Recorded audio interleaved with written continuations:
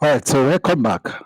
So here we are going to be looking at functions and formulas in Microsoft Excel. So first off, what are functions? Functions are inbuilt keywords or programmable keywords in Excel that enables Excel users to make calculations or operations on their data. I will take that again. I said that functions are programmable inbuilt keywords. Okay, they are inbuilt keywords in your Microsoft Excel that enables you to calculate, to make calculations or operations on your data. So, for example, if I want to calculate the total fee here, there's a function in Excel, a keyword in Excel I can use to make that calculation. If I want to make changes to my data here, like the first name and the last name, let's say I am given a task to join them together and create a new column called full name. So instead of copy pasting these names together, there is a function I can use to concatenate the first name and the last name together. So that's what we are going to be doing in this particular series. We are going to be working with Excel functions. Now, how do I access Excel functions? Through these ribbons, you go to the ribbons area and then click on formulas. When you click on formulas, the first group you are going to see is referred to as the function library. And under this function library, as you can see here, we have the recently used functions. We also have the financial functions. We have logical functions. We have text functions. We have the date and time functions. We have the lookup functions. We have trigonometry functions. And also, there's this part that says more functions, where you can see your engineering functions, your key functions, information, compatibility, web, and as well as the statistical functions. So what we are going to do is to make changes to this particular data by working with the functions that we are going to be considering in this particular section. So in this particular section, we are going to be looking at the text functions only. Yes, we are going to be looking at the text functions only in this particular section. Then we also move on to logical functions, to lookup functions in the other series. So I'm going to be splitting these functions class into three different sections. In the first section, we are going to be looking at the text function, and in the second part of it, we'll be looking at the logical functions and maybe some aggregated functions. Then in the third part of it, we look at date functions, the local functions, and cube functions. So as the name implies here, text functions, they enable you to add, you know, functions or maybe operations to your text. You can make changes to your text using the text function. So when you click on the drop down button, you will see lots of text functions. So what I want to do, I will be giving us some tasks that we are going to do on this table. But first off, I will love us to sort this particular table in ascending order by the student ID, because this table is not well sorted. As you can see here, we have the student ID starting from 1001, 1003, and you can see that they are not well sorted. So to sort this, there is a simple way you can sort. Now, since I want to sort by the student ID contains a numeric kind of data, that's the integer. The kind of data we have here, they are numbers. So we call them integers. Okay, you can see that they are whole numbers or numeric variables. So since we have numeric variables here, if I'm to sort this, I can sort this from the largest to the smallest, or from the smallest to the largest. That's either ascending or descending order. But if I am working on a categorical, just like this text column, the first name, I can either sort from A to Z or from Z to A, also in ascending or descending order. So how do you sort? Now, if I should highlight only these values, then click on my home ribbon, there's a part here that says editing. There is a group that says editing. Remember I said that the ribbons are subdivided into different groups. And under this group, we have editing. That's on the home ribbon. Under the home ribbon, we have the editing group where you can see this part that says sort and filter. So you can sort from smallest to largest, or you can sort from largest to smallest. But another way you can do it is after highlighting, you can easily right click on any of the numbers and you will see the option that says sort, and then you can easily sort from smallest to largest or from largest to smallest. But then there is one thing about Microsoft Excel. Whenever you highlight, when you highlight and you want to sort, Excel will always give you a prompt. Now you see a prompt warning you, telling you that Microsoft Excel found data next to your selection. So since you have not selected this data, it will not be sorted. So Excel is now asking you, what do you intend to do? Do you want to expand the selection or continue with the current selection? But by default, Excel already select expand the selection. So what happens here? The other columns that we did not pick, like the first name, the last name, the age, the gender, the course, the fee, the start date, and the end date columns that we didn't pick, will automatically be sorted, meaning that while this 1002 moves up, the Jason Queen on the first name and the last name will also move up. Same thing with the age, same thing with the gender, the course, and fee by rows. So if I click on sort, you see that this table is now where sorted. Here I have my 1001, 1002 Jason Queen, and the other information of the student with ID 1002, 1001 to the last student. So that's being done. We are going to move on to the text functions. So there are a few things I did love us to understand before we work with the text function. Now, before you can integrate a function in your Microsoft Excel, you must start with the equal sign. So I'm going to do something here very quickly. I want to create an empty space. Okay, I want to create an empty space or a new column in between my column C and my column D. And I want to do that on D. So to move this H to column E and move what is on column E to F and so on, there is a way I can do it. Either I first off, I will select the column, or I click on D, then I can hold my control and shift, then the plus sign, and that will be created. That will be created. Another way you can do it is to right click on the column and then you will see insert or delete. So you can delete, and also you can right click and click on insert, and you've inserted a new column. So this is what I'm going to do. The first function I'm going to be working with is going to be the upper function. I'm going to be working with the upper function. The upper function is one of the text functions. Remember, I told you that before you can integrate a function, you can start with the equal sign. Another interesting way you can do it is, now let's say I want to work on D1. I'm trying to work on say D1. So since say D1 is going to be my target cell, what I will do is to go to my formulas and then move down to text function and then select the function to work with. So you can see here there are a lot of functions. We have the array to text function, we have the bar T text function, we have the clean, we have the code, we have the find, we have the fixed, we have the len, we have lower, we have mid, we have number value, we have proper, replace, rept. All of these are under the text functions. So we have a function that enables us to take care of cases, like from uppercase to lowercase or lowercase to uppercase or proper case. So these case functions, they are three in your Microsoft Excel. We have here the, the lower that converts all text strings to lower cases.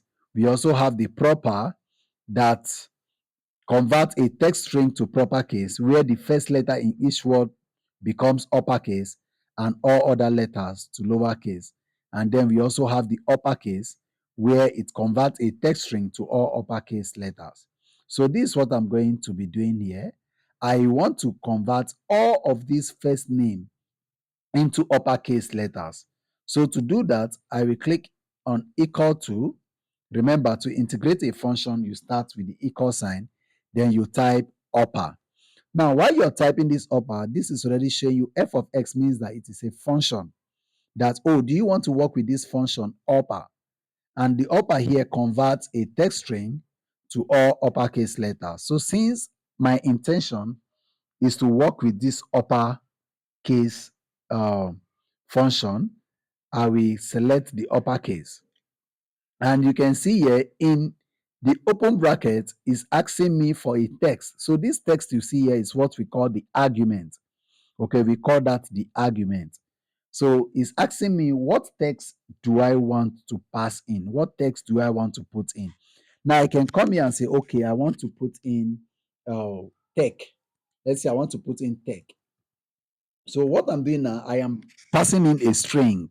So please, since you're working with text or you're working with a string, it should be in double quote. So here I am passing in a string.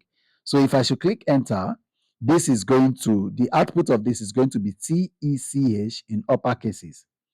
Now you can see I have tech here in upper cases, but that's not what I intend to do. What I intend to do is to make this first name uppercase. So I'm going to be referencing both the column header. I also want the column header, including this first name, this word, first name here. I want it to be capital letter. So what I will do here, I will type in B1. Now, if I should type B, if I should come here and type B1.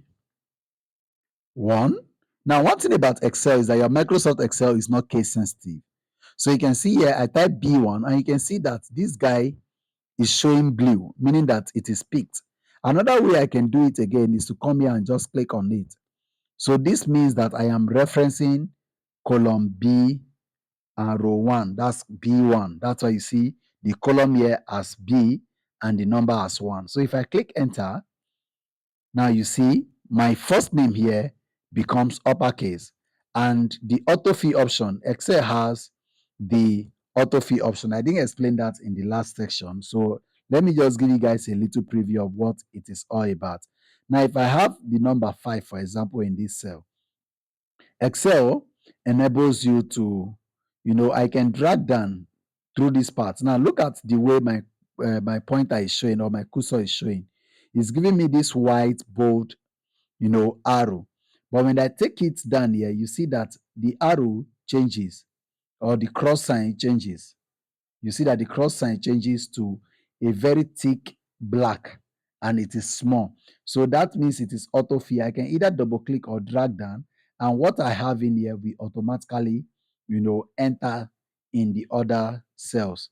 But another way you can do this, since I have a formula in here, I can go down here and drag, and then it will affect other ones. So you can see it has affected other ones. And then I have them in uppercase letters.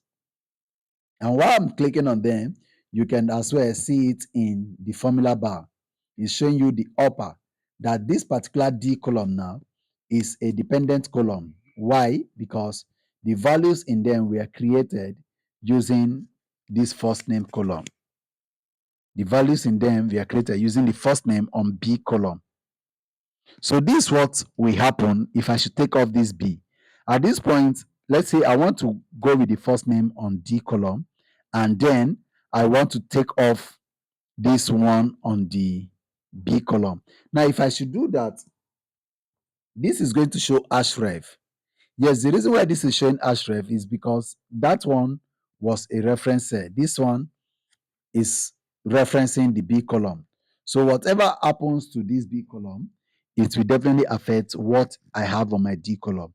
So what I will do in order to effect that change is to use a method called the copy and paste special option. Copy and paste special. So how do I go with that? How do I go about that? First, you can highlight. Now, since I'm working with a short data, or a very little data, I have to highlight from here to this part.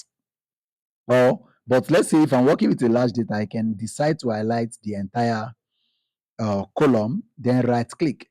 When you right click, you can see this option for copy. So what you do, you copy first, then when you copy, you can decide to paste it in a new column, or you can also paste it here on this column. But let me paste it in a new column. So I will go here on E and insert a new column. So let me come here and do this. So let's do Control Shift Plus. Oh, sorry about that. This is not what I intend to do. So I want to paste, but since I intend to create an empty cell, these copied values, they are automatically entering, but that's not what I intend to achieve. Now, what I want to do is, since I have copied these guys, if I right click, there's this option that says paste spatial. Paste spatial. So if I click on paste spatial, I can easily pick values and then click OK. So I have copied this guy and also paste them as spatial. And as I paste spatial, I have to pick the values. So now if I click on them, you no longer see the formulas. What you see here now is the names as values. So to stop this moving line, this copied line, you click on the ESC button of your PC. That's the escape button, and that line will stop. So I can easily go back to my first name on the B column and delete that. And now you can see that this my first name modified is now stable. It's no longer showing href. So you have a task now to do. Convert this last name here into proper case, where the first letter of each of these names here will be uppercase and other letters will be lowercase. So your last name, your Akusa will be the same, but this coin favor Deborah Prosper in this. When you make your changes, each one will have the first letters to be capital letters. So just try and get that done. So let's move on to the next. You also have the lower, same way I did the upper is the same way you can as well do the lower. So let's move on. So I've inserted a new cell again. Then what I'm going to do here is to create a new column, and I have to manually type that in, which is the full name. So what I want to do here is to concatenate the first name and the last name together as full name. So I want to concatenate the first name and the last name together as full name. So let's go on. The function to use here is the function called the text join. So we have a function here called the text join. So look at what the text join does. The text join concatenates a list or range of text strings using a delimiter.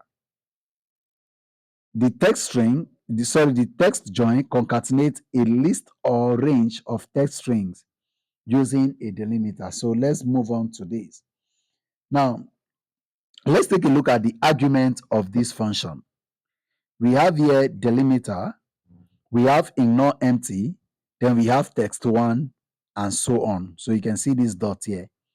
So that's what the text join contains. So first off, text join is asking you to put the delimiter. Now the delimiter is what you intend to split your names with. So in order for the names not to join together, you have to place a delimiter and you put that in quote.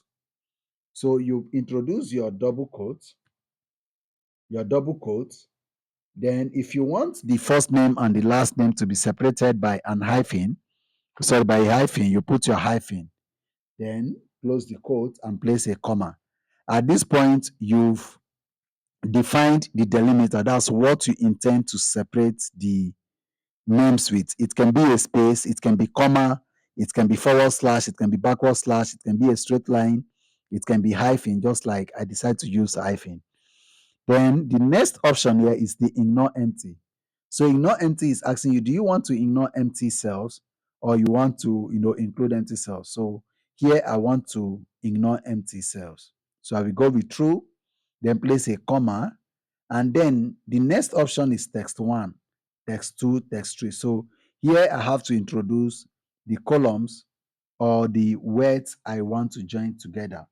So since I intend to join David and Akusa as the first name and last name together, David is on C2. So I can type in C2 or click on that, place a comma, and also click on B2 and close my bracket. So this is what I intend to achieve. You can see if I should click enter, now I have David hyphen Akusa. And if I, autofill, it affects other ones. So you can see that each of the names, they are all joined together, but the delimiter I use is the hyphen. That's why you see that they are, separated using the hyphen. Now, if you put this and you don't define the delimiter to use, you see that the names will be joined. So another way to do it is to use space. You can use space. Just put space in between, click enter, go back here and double tap. And every other one has space. So you can see the formula I use here. You can see the formula I use to get this done. Text join, then I define my delimiter by putting space. Then the next thing I did, I have to ignore empty cells. That's empty. Then I picked the columns that contains my text string that I intend to join, and that gives me this setting. So there are other text joins other text functions we are going to be looking at as well. We have here, as you can see, we have code, we have find, we have lower, we have mid, we have proper, we have the replace, we also have the right, and so on. So let's quickly take a look at other text functions.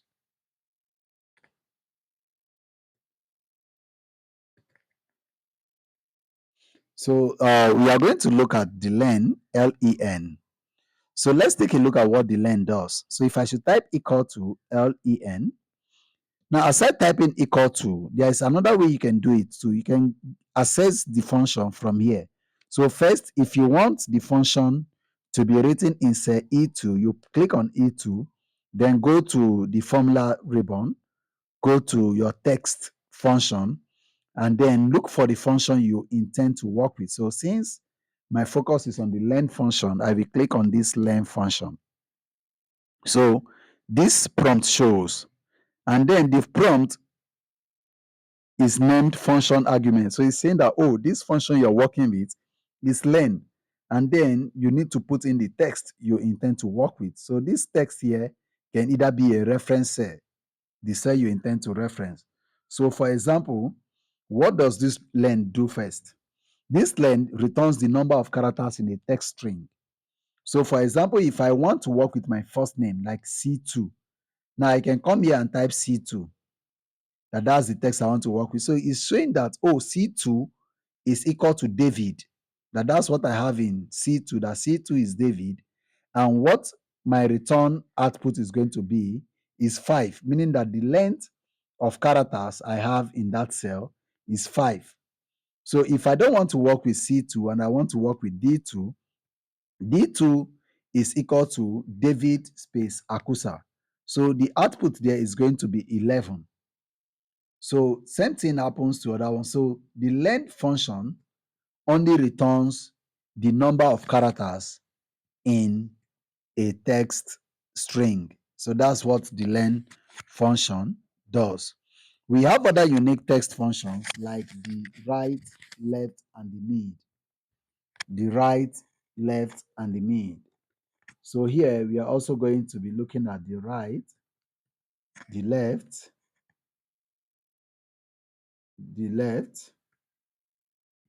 and the mid. So I will be doing that in this particular cell here. So I will be using the F column to do that. So I will finish with the left, with the right, take it off, go with the left, take it off, and also work with the mid. All right, so for the left, let's start from the right, sorry. So equal to right. So let's see what the right function does. The right returns the specified number of characters from the end of a text string. Please, whenever you see text string, remember that the function you are working with says text string. So you must work with a text column, a column that contains text. For example, this length now, you can see the values I have inside. They are numbers. They are numbers. The output become numbers. That's what length does. And you see that the numbers are on the right hand side of your columns, whereas the text appears on the left hand side of your columns. So this right here returns the specified number of characters from the end of a text string. So for example, let me pick this text. So now I'm picking this text. So I've picked my text, and then the next option here, the next argument says, what is the number of characters? So if I should put 3, this is what happened. If it will go to this particular text now and pick the first 3 characters. So the first 3 characters here in this D2 is DAV. So if I should click enter, this returns DAV. Oh, the right, sorry, the right picks from here, USA from the right, and this is the left. Sorry about that. Thank you. So let me take this down. So you can see that it returns the last 3 letters from the right. Yes, from the right. Whereas the left, we pick from this part. The left is going to return the DAV now. Yes, you can see that. So this is what the left does. Then the mid is a bit different. In fact, the parameters or the argument of the mid, they are very, very different from that of the right and the left. So the mid, let's take a look at the argument of the mid. So the mid returns the characters from the middle of a text string, giving a starting position and the length. So if I should open my parentheses to see the argument, you see that first I have text, I have start number and the number of characters. So let's say my interest is to return VID from this David, SON from this ADI, US and space, KEA, or like the first, let's say the middle. So I want to get, after DA, I want to get VID from this first one. So your focus should be on this first one. So let's say I have picked my test. Now, the start number is this.